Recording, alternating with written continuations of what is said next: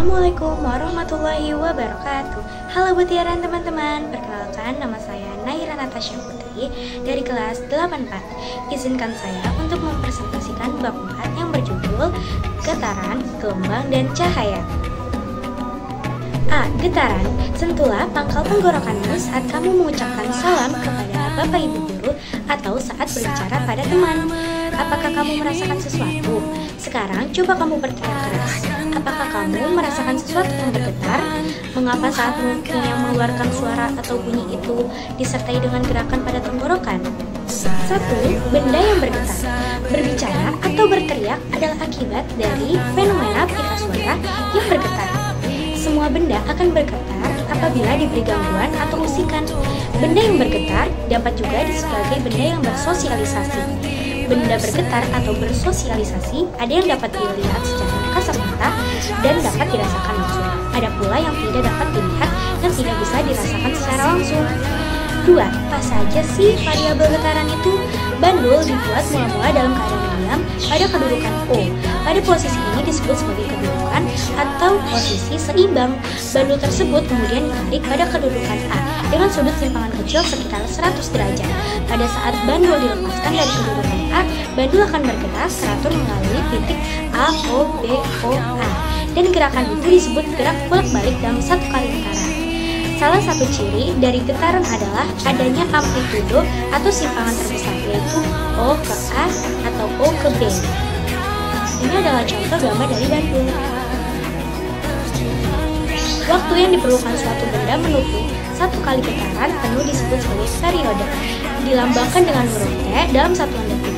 Sedangkan banyaknya getaran suatu benda yang terjadi selama 1 detik disebut sebagai frekuensi, dilambangkan dengan huruf F, dan satuannya adalah hertz. Periode dan frekuensi adalah parameter gelombang yang penting untuk diketahui dan dipahami. B. Gelombang.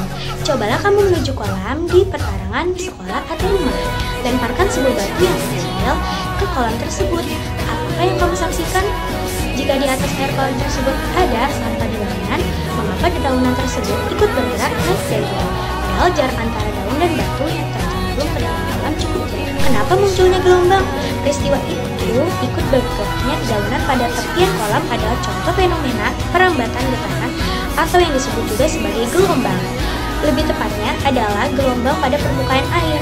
Getaran permukaan air di sekitar yang ditimbulkan oleh batu yang tercemplung ke dalam kolam, merambat atau menjalar melalui media air hingga mencapai posisi dedaunan.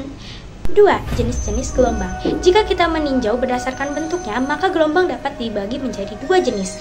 Gelombang yang berbentuk transversal seperti pada gelombang tali dan gelombang longitudinal seperti gelombang Slinky atau Pegas dan gelombang suara.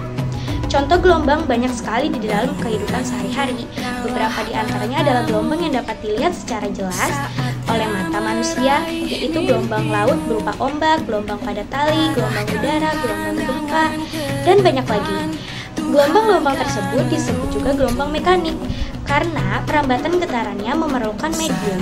Kemudian gelombang yang tak kasat mata seperti gelombang radio, gelombang microwave, gelombang televisi, dan banyak lainnya yang kita kenal sebagai gelombang elektromagnetik atau GEM. GEM adalah gelombang yang muncul sebagai akibat getaran medan listrik dan medan magnetik. GEM juga dalam perambatannya tidak memerlukan medium. 3. Gelombang bunyi. Mengapa ada bunyi yang lemah dan ada bunyi yang keras? Apakah penyebabnya? A. Bunyi bagi makhluk hidup. Berdasarkan terdengar atau tidaknya, bunyi dibagi menjadi 3 rentang frekuensi. Apa saja sih? 1. Infrasonik, audiosonik, dan ultrasonik. Bunyi infrasonik memiliki frekuensi kurang dari 20 Hz. Bunyi infrasonik hanya mampu didengar oleh hewan-hewan tertentu, seperti jangkrik dan anjing. Kemudian, bunyi yang memiliki frekuensi dalam rentang 20-20.000 Hz termasuk bunyi audiosonik. C. Cahaya dan alat optik. 1. Sifat-sifat cahaya. Berdasarkan sumber cahaya, semua benda dapat dibagi menjadi 2. Benda yang mampu memancarkan cahayanya sendiri. Kedua, yang tidak dapat memancarkan cahayanya sendiri. memancarkan cahayanya sendiri atau akibat proses pemantulan cahaya, salah satu sifat cahaya yang merambat lurus. Contohnya adalah cahaya yang dipancarkan bintang merambat lurus hingga mencapai mata saat melihatnya. Sifat cahaya lainnya yaitu cahaya yang dapat dipantulkan jika menumbuk suatu permukaan bidang benda. Sifat cahayanya berikutnya adalah cahaya yang dapat dibiaskan. Dibiaskan bermakna bahwa perambatan cahaya dapat dibelokkan dari arah sumber awal. 2. Indera penglihatan. Secara prinsip kita dapat melihat benda yang berwarna-warni karena ada cahaya tampak yang diterima oleh mata kita.